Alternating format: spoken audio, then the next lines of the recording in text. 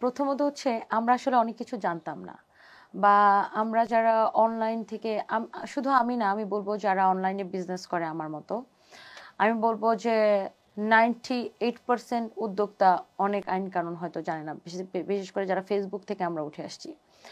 তো আমরা যেহেতু অনলাইনে শুধু করি না, আমরা অনলাইন থেকে পরবর্তী সময় আমরা শোরুমে গেছি এবং কাস্টমারের চাহিদা, শোরুমে কিন্তু কাস্টমাররা এসে ফিজিক্যালি কিনে এবং আমাদের পণ্য তাদের ভালো লাগে দেখেই কিন্তু আমরা বিভিন্ন ডিস্ট্রিক্টে, বিভিন্ন জেলা এবং ঢাকার মধ্যে অনেকগুলো শোরুম আমরা দিতে পারছি। সবাই কাস্টমার এসে দেখে দেখে কিনে এবং আমরা কিন্তু সারা বাংলাদেশে ক্যাশ অন ডেলিভারি দিই। আমরা কিন্তু কোনো অ্যাডভান্স টাকা নিই না। আমাদের ডেলিভারি সিস্টেম হচ্ছে কাস্টমার প্রোডাক্ট পাওয়ার সময় দেখে ভালো লাগলে সে টাকা দিয়ে রিসিভ করে, আদারওয়াইজ সে রিটার্ন করে দেয়। তো এখানে আমরা আসলে অনেক কিছু জানতাম না। যেমন আপা যে কমপ্লেনটা করেছিল আমার প্রতিষ্ঠান সম্পর্কে, এই কমপ্লেনটা আমার স্টাফ সম্পূর্ণ গোপন করে গেছে। মানে আমার এখানে তো অনেক স্টাফ কাজ করে, আর আমি যেহেতু বিজনেসটা একা সামলাই, আমার পক্ষে আসলে প্রত্যেকটা জিনিস আমার মাথায় রাখা আসলে সম্ভবও হয় না, যেহেতু আমি একাই কাজ করি। তো আমার স্টাফ জিনিসটা ইগনোর করে গেছে, মানে তারা আসলে এটা গায়ে লাগায় নাই। যে কারণে পরবর্তী সময়ে আপা রেসপন্স নেপে উনি ভোক্তা অধিকারে এসেছে এবং আমি ওনাকে, ওনার প্রতি আমার শতভাগ আমি ওনাকে আমি রেসপেক্ট দেখাই, কারণ ওনার একজন কাস্টমার হিসেবে ওনার সেই অধিকার আছে। তো ভুক্ত অধিকারী ওনারা আসার পরে ওনারা যে চিঠিটা আমাদেরকে দিয়েছে, সেটা আমাদের যেটা মেইন ব্রাঞ্চ পুলিশ প্লাজা শোরুমে পাঠিয়েছে। সো ওই শোরুমে যে চিঠিটা গিয়েছে সেটাও আমার স্টাফরা চিঠিটা রিসিভ করেছে, কিন্তু এই বিষয়ে আমাকে কোনো প্রকার অবগত করে নাই। আমাকে যদি অবগত করত, তাহলে এই যে ওনারা শুনানি ডেট দিয়েছিল, নিশ্চয়ই এখানে আমার কোনো লোক বা আমার লয়ার বা আমার অফিস থেকে কেউ অবশ্যই উপস্থিত থাকতো। কারণ আমার প্রতিষ্ঠানটা তো আমি বাসায় বসে করি না, আমি যেহেতু সারা দেশে ছড়িয়েছি, আমার একটা রেপুটেশনের ব্যাপার আছে।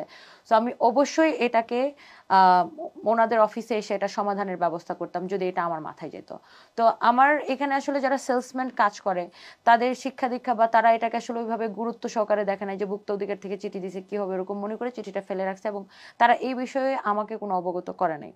সো গতকালকে ওনারা যখন আমাদের শোরুমে গেল, তখন আমি আসলে বিষয়টি জানতে পারি এবং জানতে পেরে আমার আমার নিজের, ডেফিনেটলি আমার যেহেতু এটা মেইন ব্রাঞ্চ, আমার অনেক খারাপ লেগেছে এবং আমি তখন ছিলাম রাজশাহীতে। আর আরেকটা জিনিস আমি বলবো, ওনারা আমাদেরকে কোনো চাপ প্রয়োগ করে নাই। আমি নিজে অনেক কিছু শিখতে পেরেছি এই ঘটনাটার মধ্য দিয়ে, কারণ আমার তো কোনো কাস্টমারের সাথে দুই নাম্বারই করার কোনো ইচ্ছা নাই। কারণ আমরা বিজনেসটাকে আরো পৃথিবীর বিভিন্ন দেশে ছড়াই দিতে চাই সানভিজ বাই তনিকে।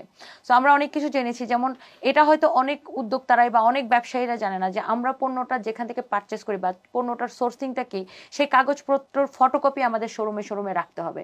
এই জিনিসটা আমরা একদমই অবগত ছিলাম না। আমরা ভাবতাম যে আমাদের হেড অফিসে রাখলেই হবে, বা বা আমরা বছর শেষে একবার হিসাব করে ওই কাগজপত্র আমরা হয়তো ফেলেও দিতাম। দেখা যেত প্রতি বছর এটা প্রতি বছর হিসাব করে আর আমরা রাখতাম না। আমরা ভাবতাম এই কাগজ দিয়ে আর কি হবে। সো আমরা যে পারচেস করি, আমরা যেই দেশ থেকেই পারচেস করি বা যেখানকার, বা বাংলাদেশ থেকে বানাই বা আমরা ইন্ডিয়া থেকে আনি বা পাকিস্তানি থেকে আনি বা থাইল্যান্ড চায়না যেটা হোক, আমরা দেখা যেত বছর শেষে কাগজগুলো আমরা ফেলে দিতাম। আমরা জানতামই না যে কাগজগুলো আসলে শোরুমে রাখতে হবে। কখনো যদি ধরেন আমি এই শার্টটা আজকে পারচেস করছি, এটা আমার এই বছর কোনো কারণে সেল নাও হইতে পারে, এটা আমার স্টক থেকে যেতে পারে, এটা আমার আগামী বছরে সেল হইতে পারে। সো আমরা দেখা যেত কাগজগুলো আমরা ফেলে দিতাম, আমরা জানতাম না যেটা শোরুমে রাখতে হবে। এটা অনেকেই, আমি বলবো যে বেশিরভাগ বিক্রেতা এটা আমরা হয়তো জানি না। তো স্যাররা একটা সুন্দর সলিউশন করেছে এবং আমি এটার জন্য দুঃখিত। আমি এই বিষয়ে আরো অনেক বেশি সতর্ক থাকব এবং আমরা যেখান থেকে পারচেস করি পাকিস্তানি ড্রেসগুলা, জব্বার স্যার হয়েছে ওনাদেরকে কল দিয়েছিলেন এবং ওনারা হচ্ছে যে জিনিসটা ওইভাবে রেসপন্স করে নাই, মোটামুটি অ্যাভয়েডই করে গেছে। যেহেতু আমি যেহেতু এটার প্রচারটা আমি করেছি এবং এটার লাইভে যে আমি বলেছি, তো সেই ক্ষেত্রে আসলে এখানে আমি বা আমার আমার যে ক্যারিয়ার বা যারা নিয়ে আসছে, সেক্ষেত্রে তাদেরকে কাস্টমার চেনে না, কাস্টমার আমাকে চেনে। এবং আমরা এটাও জানতাম না যে আমরা যেখান থেকে সোর্সিং করব তাদের এলসির কাগজপত্র বা প্রোডাক্টটা যে ইম্পোর্ট হয়েছে সে কাগজপত্রগুলো আমাদের কাছে রাখতে হবে। সো যেহেতু আমরা এই ধরনের এক্সপিরিয়েন্সের সম্মুখীন হই নাই, সো এই এক্সপিরিয়েন্সটা হওয়াতে আমি এটাকে নেগেটিভলি নিচ্ছি না, খুব পজিটিভলি নিচ্ছি। কারণ এটা আমাদের জন্য ভালো হয়েছে, আমরা অনেক কিছু জানলাম এবং শিখলাম যে আমাদের কাছে আমাদের প্রোডাক্টের সকল ডকুমেন্টস রাখতে হবে সব শোরুমে, আমাদের এলসির কাগজগুলো রাখতে হবে, বা আমরা যেখান থেকে সোর্সিং করছি তাদের এলসির কাগজগুলো রাখতে হবে, সবকিছু রাখতে হবে। সো আমি এইটা অবশ্যই আমরা নেক্সট টাইম আমরা এটা খুব খুব ভালোভাবে এটা আমরা ফলো করব এবং এটা আমি নিজে জানলাম। এবং দেখা গেছে যে আমাদের কোম্পানিতে ধরেন যে 250 মানুষ কাজ করে, একটা স্টাফের একটা ভুলের জন্য সেটার খেসারত হয়তো আমাকে দিতে হচ্ছে, বা যে কোনো প্রতিষ্ঠানের একটা স্টাফের ভুলের জন্য খেসারত মালিককে দিতে হয়। তো সেক্ষেত্রে আসলে আমরা যদি আইন কানুনগুলো আরো ভালোভাবে জানি, আইনের মধ্যে থাকি, ভোক্তা অধিকারের যে কি আইন, সেই আইনগুলো যদি আমরা ঠিকমতো ফলো করি, মনে হয় আমরা এই কমপ্লেইনগুলো আমরা আরো অনেক ভালোভাবে ওভারকাম করতে পারবো। কারণ আমাদের দিন শেষে কাস্টমারদের সাথেই কাজ। এমন না যে আমি আজকে বিক্রি করলাম, কালকে আর বিক্রি করবো না, শেষ আমার বিজনেস। আমার রিপিট কাস্টমার দরকার, এই কাস্টমার যেন আমার কাছে ঘুরে ফিরে আসে। তো কাস্টমারের সাথে সুসম্পর্ক বজায় রাখাটাই হচ্ছে যে আমাদের আমাদের দায়ভারের মধ্যে এটা পড়ে।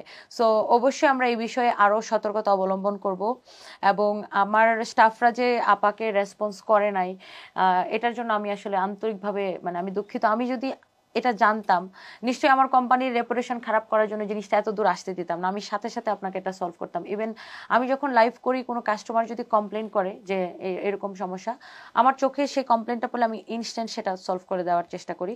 তো আমরা আরো অনেক কিছু নিয়ম কানুন স্যারের থেকে জানলাম এবং ডকুমেন্টসের বিষয়গুলো আমরা ক্লিয়ার হলাম।